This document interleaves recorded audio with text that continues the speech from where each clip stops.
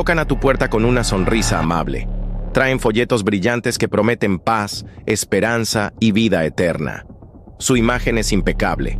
Zapatos lustrados, Biblia en la mano, mensajes que suenan tan correctos.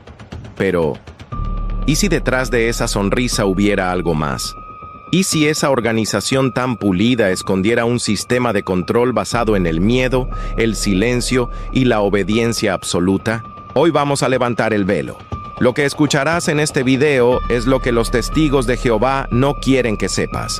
No porque no sea importante, sino porque pone en riesgo la base misma de su poder. Vámosla. Un poco de historia. Todo comenzó a finales del siglo XIX. Charles Taze Russell, un hombre inconforme con el cristianismo tradicional, fundó un grupo de estudio bíblico. Él rechazó la idea del infierno, negó la Trinidad y presentó a Jesús no como Dios, sino como el arcángel Miguel en forma humana. Pero Russell tenía otra convicción más radical. El fin del mundo estaba cerca. Afirmó que Armagedón llegaría en 1914. ¿El resultado? Nada. Cuando su predicción fracasó, dijo que en realidad sí había ocurrido, pero de manera invisible. Sus sucesores repitieron el mismo patrón con nuevas fechas, 1925, 1975, una tras otra, todas falsas profecías. Lo lógico habría sido que el movimiento desapareciera, pero no. Bajo el liderazgo del juez Rutherford, se reorganizó y en 1931 adoptó el nombre de Testigos de Jehová.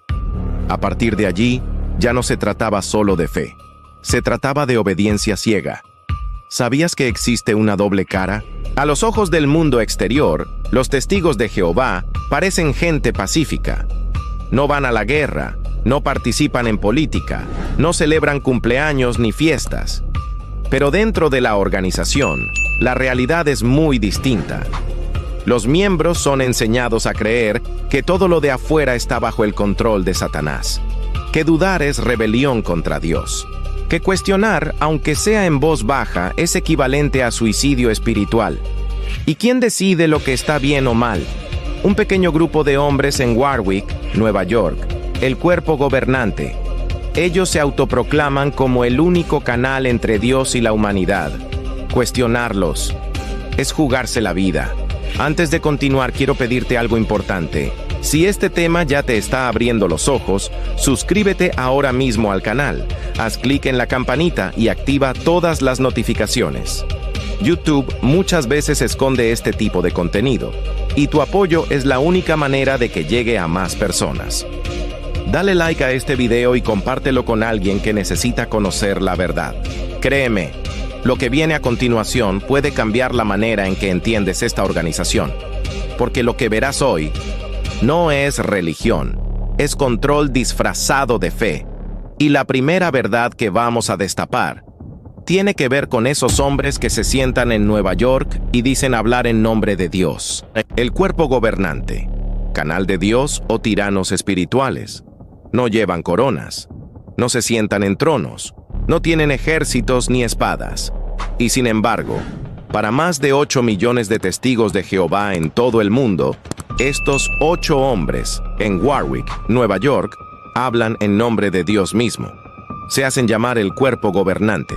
Ellos afirman ser el único canal de comunicación entre Jehová y la humanidad. ¿Son un poder absoluto? El cuerpo gobernante no es elegido por votación. Ningún miembro común tiene voz para decidir quién lo integra. Ellos mismos se nombran, se sustituyen y se perpetúan. Una vez dentro, sus palabras se consideran la verdad presente. Ellos dictan qué debes creer, cómo interpretar la Biblia, qué prácticas son aceptables y cuáles te condenan. Y lo más inquietante, no se trata solo de doctrina. Controlan cada aspecto de la vida de los miembros. ¿Qué ropa puedes usar? ¿Qué carrera elegir? Si puedes estudiar en la universidad, ¿con quién casarte? ¿A quién llamar amigo?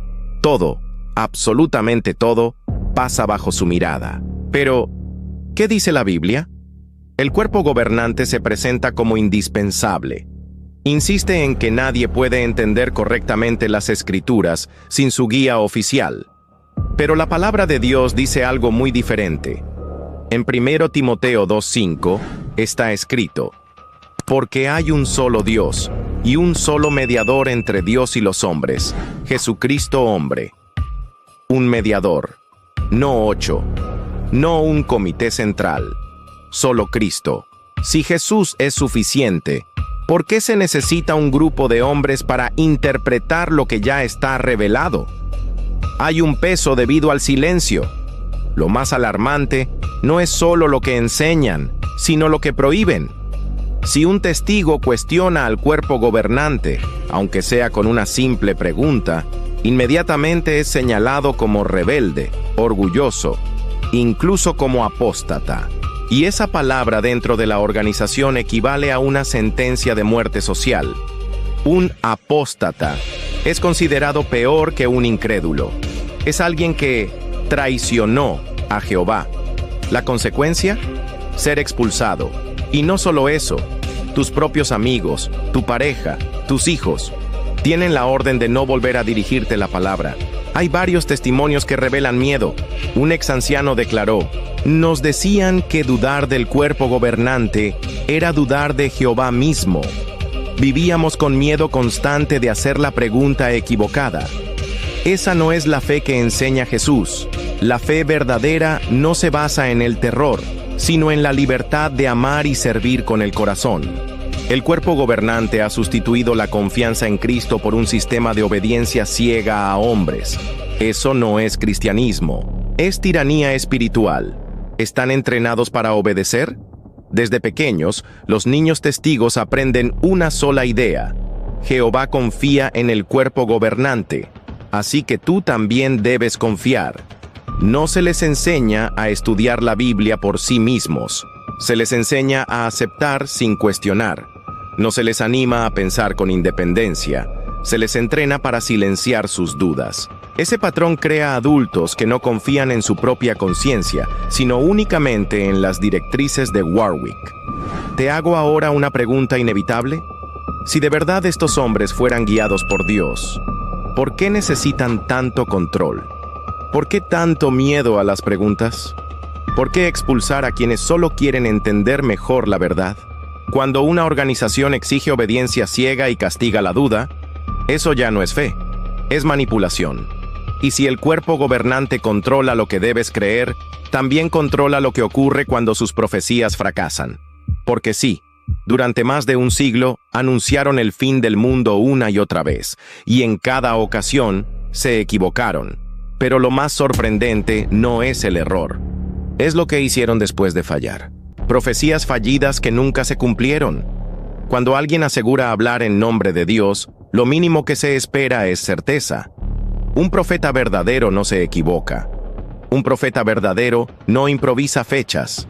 Un profeta verdadero no cambia su versión cada vez que la realidad contradice sus palabras. Y sin embargo, eso es exactamente lo que ha hecho la Organización de los Testigos de Jehová durante más de un siglo. En 1914, este es el comienzo invisible. Estaban tan ciegos, pobrecitos.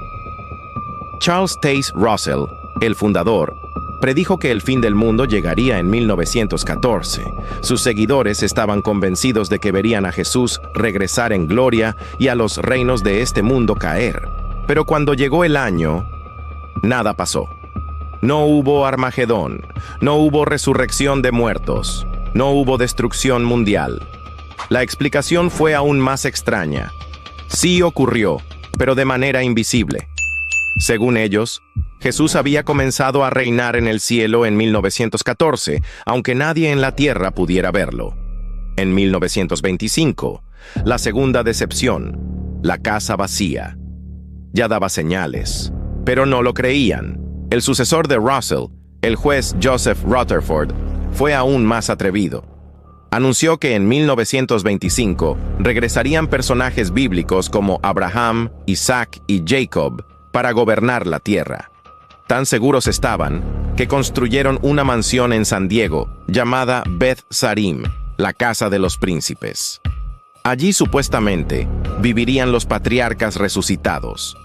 Pero 1925 pasó, la casa quedó vacía y los príncipes nunca llegaron. En 1975, la mayor decepción, si no la peor. Años después, otro anuncio conmocionó a miles de testigos. El fin ocurriría en 1975, marcando 6.000 años de historia humana. Las publicaciones oficiales insinuaban con fuerza que ese sería el inicio del milenio de Cristo. El resultado fue devastador. Miles vendieron sus casas. Otros dejaron sus trabajos o pospusieron tener hijos. Algunos renunciaron a su educación convencidos de que el fin estaba a la vuelta de la esquina. Pero llegó 1975 y otra vez nada. Las familias quedaron destruidas, los sueños se perdieron, la confianza se desplomó. Pero, ¿lo que dice la Biblia? Después de cada fracaso, la organización nunca reconoció su error, nunca pidió perdón. La explicación siempre fue la misma. La luz se hace más brillante. Jehová revela las cosas poco a poco. Pero la Biblia no da margen a equivocaciones de este tipo. En Deuteronomio 18, 20, 22 está escrito: si lo que el profeta anuncia en el nombre de Jehová no ocurre ni se cumple, esa palabra no viene de Jehová. Ese profeta habló con presunción. No tengas miedo de él. Dios no se equivoca. No necesita corregir sus profecías. No juega con las expectativas de millones de personas. Si alguien anuncia algo en nombre de Dios y falla, la conclusión es clara. No habla de parte de Dios. Este daño es invisible. El problema no son solo las fechas equivocadas, es el daño que dejan detrás. Imagina entregar todos tus ahorros, renunciar a la universidad, no tener hijos, porque creíste que el mundo terminaría en cuestión de meses. Cuando la profecía fracasa, no hay disculpas, no hay restitución, solo silencio. Y el peso de la culpa recae, no en la organización, sino en el creyente. Quizás no entendí bien. Tal vez no era lo suficientemente espiritual. La próxima vez, debo confiar más en la organización. Así, el círculo se repite. Los líderes fallan, pero los miembros cargan con la culpa. Ahí está el ciclo de la manipulación. Cada fecha fallida refuerza la dependencia. En lugar de abrir los ojos, muchos sienten más miedo de cuestionar. Porque si dudas, corres el riesgo de ser expulsado. Y aquí está lo más irónico. Para una religión que se presenta como la única voz de Dios en la tierra, la historia está llena de errores humanos disfrazados de revelación divina. Las profecías fallidas demuestran que la organización no es confiable como canal de Dios. Pero las consecuencias no se limitan a la decepción o al ridículo. Lo más duro está por venir, porque cuando alguien se atreve a dudar, la organización aplica un castigo brutal. No solo pierdes tu fe en ellos, puedes perder a tu familia, a tus amigos, a todos los que amas. El precio del silencio, expulsión y rechazo familiar. En la mayoría de las familias, cuando alguien comete un error, recibe una advertencia. Quizás una conversación difícil, un regaño, incluso un castigo, pero nunca se rompe el lazo del amor. Entre los testigos de Jehová ocurre lo contrario. Una sola duda, una pregunta incómoda o un error considerado grave puede llevarte a la peor condena que la organización puede imponer: la expulsión. ¿Sabes lo que significa ser expulsado? Va mucho más allá de simplemente no poder ser testigo de Jehová. Cuando alguien es expulsado, no solo se le prohíbe asistir a las reuniones, es borrado de la vida de quienes lo rodean. Tu madre ya no te saluda, tu padre no contesta tus llamadas, tus amigos de toda la vida cruzan la calle para no mirarte. Incluso tu esposa o tus hijos tienen la orden de cortarte toda comunicación. No hay abrazos, no hay despedidas, solo silencio. A esto le llaman disciplina amorosa, pero en la práctica es chantaje emocional disfrazado de santidad. Tenemos más historias de dolor, entre tantas otras que ya nos han contado y que piden silencio por miedo a lo que les pueda pasar. No. Una mujer relató: le pregunté a los ancianos por qué no podíamos celebrar el cumpleaños de mi hija. No estaba discutiendo, solo quería entender. Semanas después me expulsaron. Mi propia hermana dejó de hablarme. Mi padre bloqueó mi número. Me dijeron que había puesto en riesgo la espiritualidad de toda la congregación. Un hombre contó: me crucé con mi madre en el supermercado. Me miró a los ojos y siguió caminando. Para ella, yo ya no existo. Y lo más doloroso es que cree que está obedeciendo a Dios. ¿Hay un contraste con Jesús en esto? Pero, ¿enseñó esto realmente Jesús? En Lucas 15, Jesús cuenta la parábola del hijo pródigo, un joven que se rebeló, malgastó su herencia, vivió de forma desordenada y solo regresó a casa cuando no le quedaba nada. ¿Qué hizo el padre? ¿Lo rechazó? ¿Lo ignoró en silencio? No. El padre corrió a abrazarlo, lo besó y celebró su regreso. Cuando todavía estaba lejos, su padre lo vio y, conmovido, corrió a su encuentro, lo abrazó y lo besó. Lucas 15:20. El mensaje de Jesús es claro. El amor nunca se corta. El perdón siempre está disponible. Comparar esto con la política de expulsión de los testigos revela una contradicción abismal. Esto es un arma de control, lo saben, y aún así se quedan. La expulsión no es solo un castigo, es un arma para mantener a los demás bajo control. Todos saben lo que ocurre si dudas o cuestionas, así que la mayoría prefiere callar, prefiere obedecer, prefiere sacrificar su libertad antes que arriesgarse a perder a su familia. La expulsión no solo silencia a uno, silencia a todos. El rechazo familiar ya es devastador, pero hay una enseñanza aún más oscura, porque en algunos casos no se trata solo de perder a tus seres queridos, se trata de perder la vida misma. Sangre, miedo y muerte. Cuando la doctrina se vuelve peligrosa. Hay doctrinas que parecen inofensivas, reglas que incomodan, pero no matan. Y luego hay doctrinas que cuestan vidas, doctrinas que transforman la fe en una sentencia de muerte.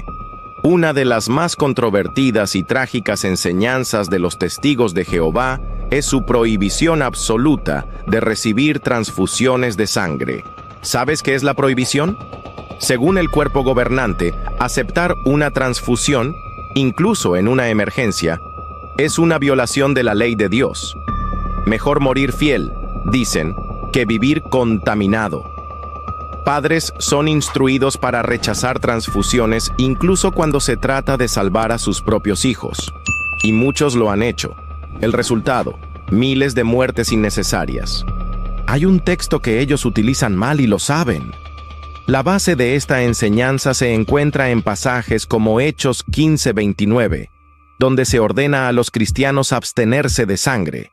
Pero el contexto era alimenticio. Se refería a no comer sangre de animales sacrificados, una práctica común en ciertas culturas antiguas. En ningún lugar la Biblia enseña que un niño debe morir en un hospital por no recibir sangre. Jesús mismo lo aclaró en Mateo 12:7. Misericordia quiero y no sacrificio. Dios no pide sacrificios inútiles. Dios pide compasión. Pide amor. Tenemos más historias. Historias que destruyen vidas, familias, comunidades, esperanza, que destruyen la fe misma de muchos. Un médico relató: una niña llegó al hospital con hemorragia interna. Necesitaba una transfusión urgente. Sus padres, testigos de Jehová, se negaron. Les rogamos. Ellos respondieron: preferimos perderla que desobedecer a Jehová. La niña murió esa misma noche.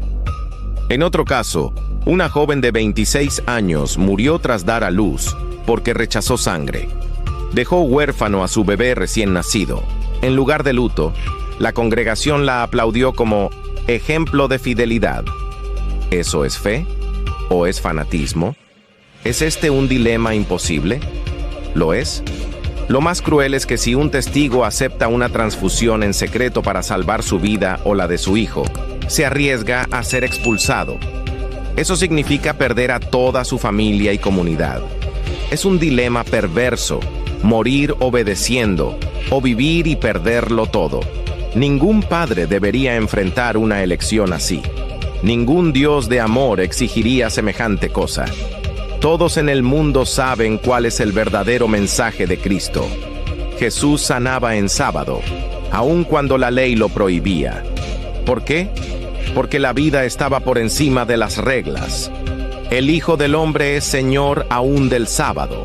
Mateo 12:8. Si Jesús no puso el sábado por encima de la vida, ¿cómo podría aprobar que se ponga una regla humana por encima de la sangre que salva?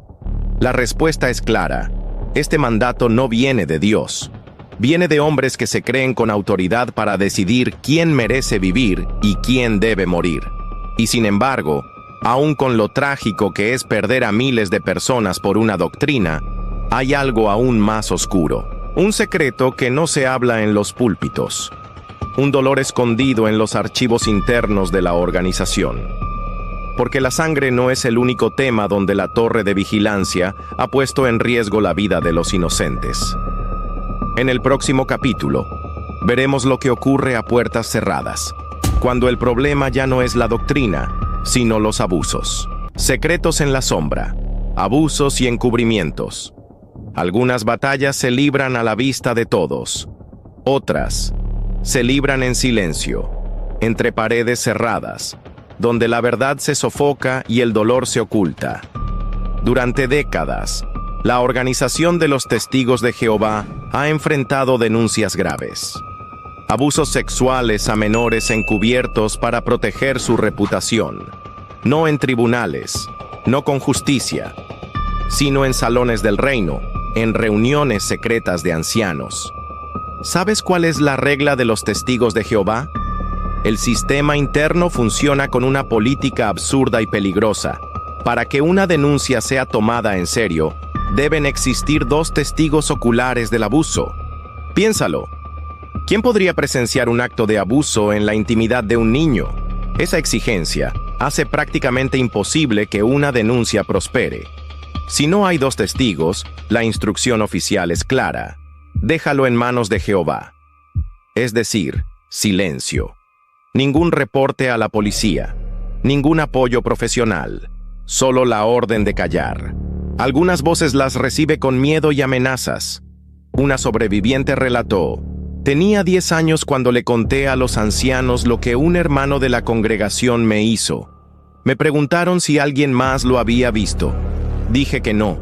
Entonces me dijeron que no hablara más para no traer oprobio sobre el nombre de Jehová. No hubo denuncia. No hubo protección. Solo culpa y vergüenza sobre la víctima.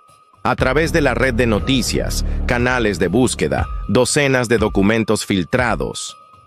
En 2018, una filtración sacudió a la organización.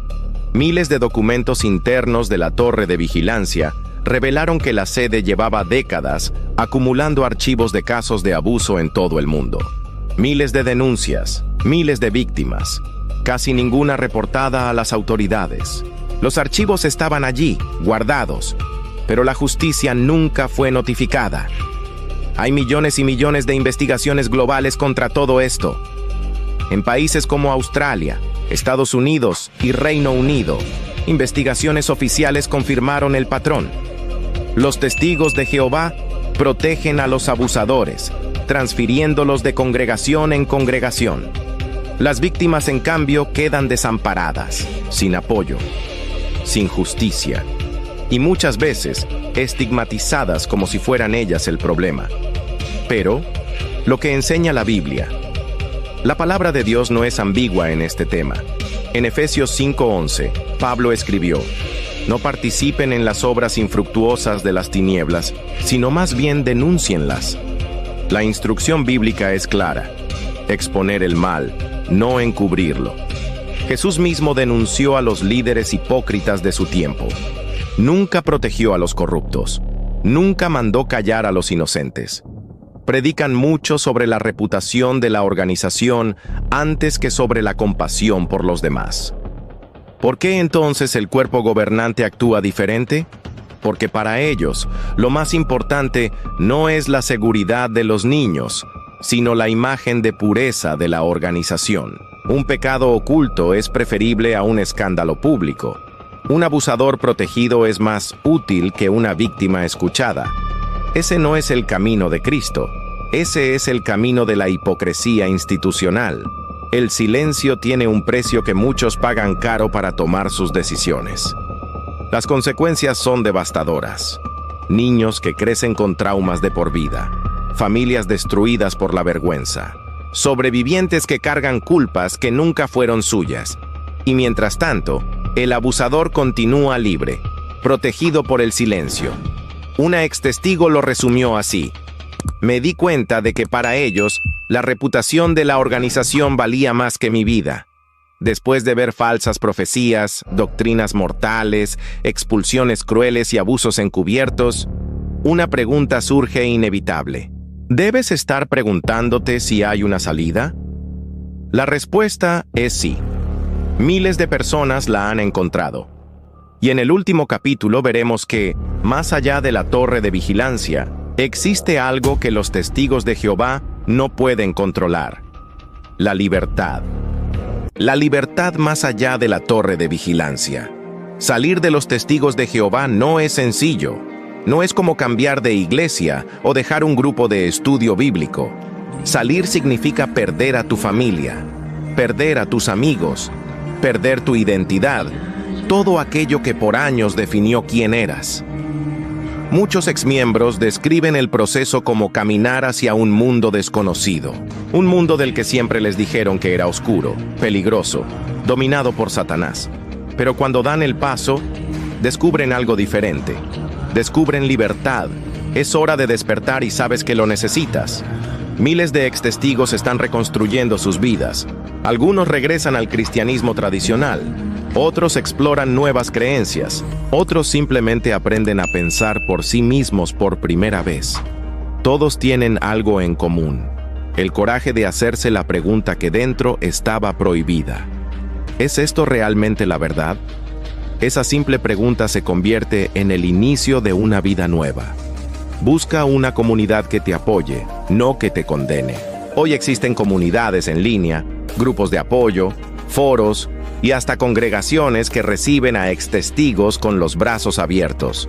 Personas que han pasado por lo mismo se acompañan mutuamente, comparten experiencias, sanan juntos. Historias de padres que recuperan a sus hijos, de jóvenes que descubren su valor, de sobrevivientes de abuso que por fin encuentran justicia y voz.